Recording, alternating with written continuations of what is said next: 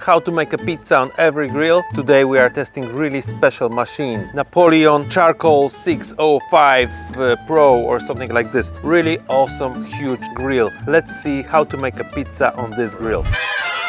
But first, let's make the pizza. How to make a pizza dough and how to form a pizza. The link is above me. Right now you will see a little bit fast forward version of this action. So if you're interested, just click the link above me.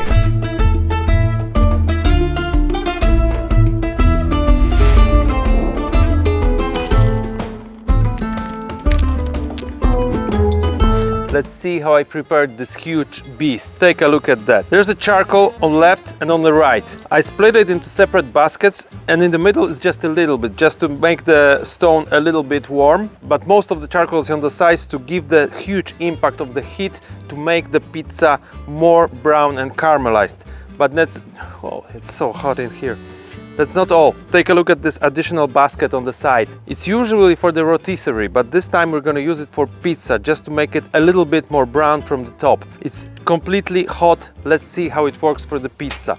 A little bit of the flour on our shovel, and I put the pizza on the stone. Now 2 minutes. We'll check the pizza in 2 minutes.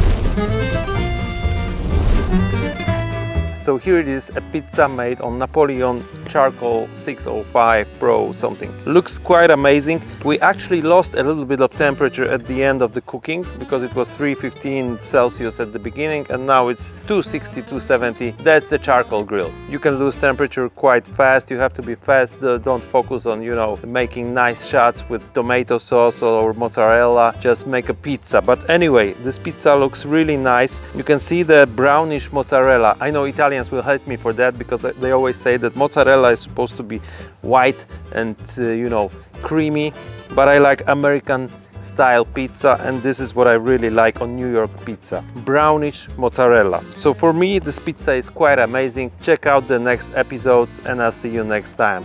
Bye, take care.